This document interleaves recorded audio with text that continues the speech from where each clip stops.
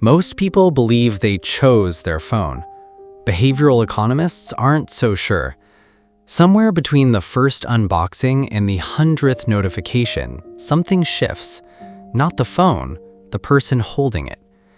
This isn't really a story about phones. It's a story about how one company built an ecosystem that lines up, feature by feature, with what researchers already understood about habit, comfort, and fear of loss, whether that was the plan from day one or something that hardened into place over time. A system so smooth, so convenient, so quietly effortless that most people never notice the moment they stopped choosing and started staying. By the end of this, you won't look at that glowing logo the same way again. Ask an Apple user why they'd never switch to Android. You'll hear almost the same sentence every time. I just like it better. That sounds like a preference. Consumer researchers suspect it's something else entirely. Because when you trace what people say against what actually predicts their behavior, the two rarely line up. People point to design, to the camera, to "it just works." Underneath those answers, something colder tends to be operating. A structure of small frictions stacked one on top of another until leaving costs more than staying makes sense. Economists have a name for it: switching cost. And the pattern is hard to explain as accident.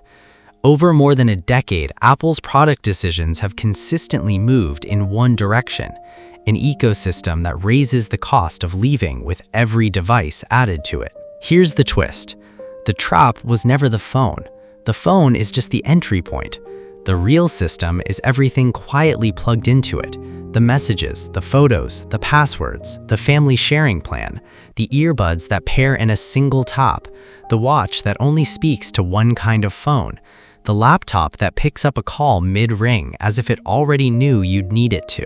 Whatever the original intent behind each feature, the combined effect is consistent. None of it makes leaving difficult on paper. It simply makes staying effortless in practice. That distinction matters more than it sounds like it should, because a cage built entirely out of convenience doesn't feel like a cage. It feels like comfort, which is precisely what researchers in behavioral design have argued for years.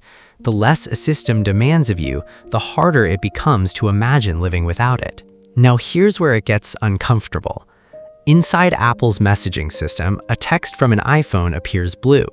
A text from almost anything else appears green. Smaller preview, no read receipts, photos that arrive compressed and blurry, group chats that occasionally break entirely. Apple has never publicly framed this as a loyalty mechanism, but researchers who study teen social behavior have documented the same pattern again and again. A single green bubble in a group chat quietly becomes the outlier, the one whose messages look worse, the one whose photos load wrong. Some reporting on teenage social habits has even found the color alone factors into who they're willing to date. Apple has never had to say, "Don't leave us."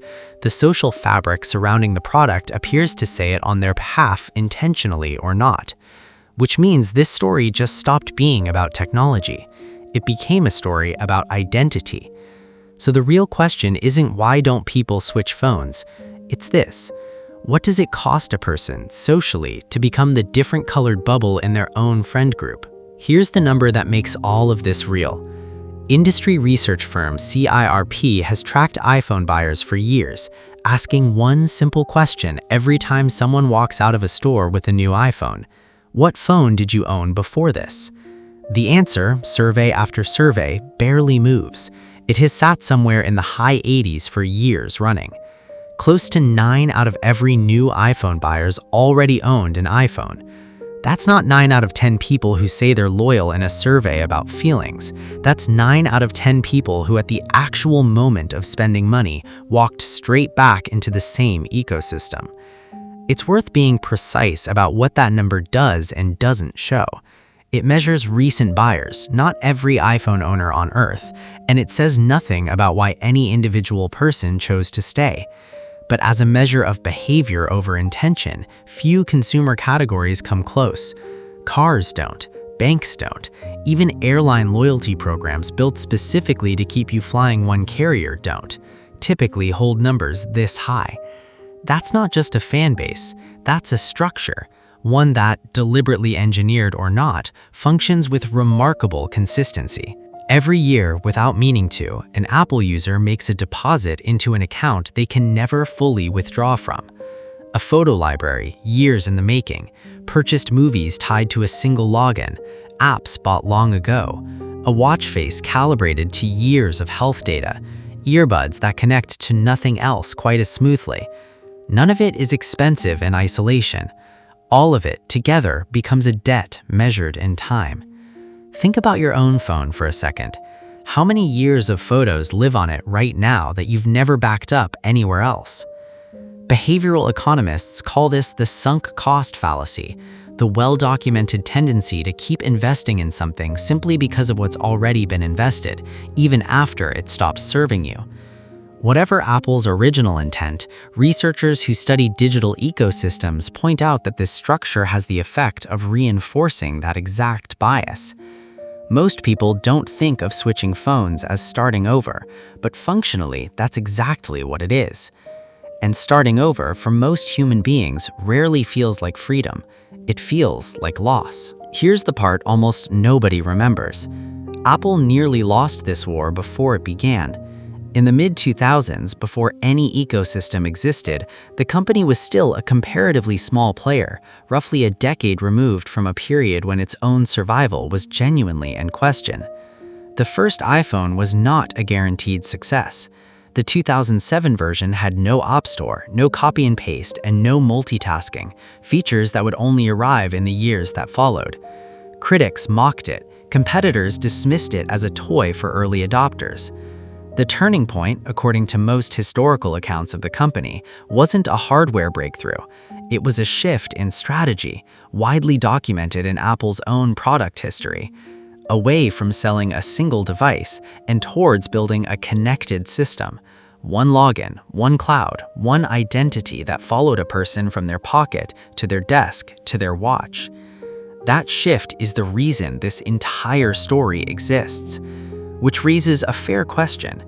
Given how consistently that system has expanded in the same direction ever since, how much of what feels like personal preference today was shaped by choices made long before you ever opened the box? This goes far beyond one company. Once you see it, industry analysts note, the pattern starts appearing everywhere. Streaming platforms that bury your watch history, so leaving means losing your entire taste profile.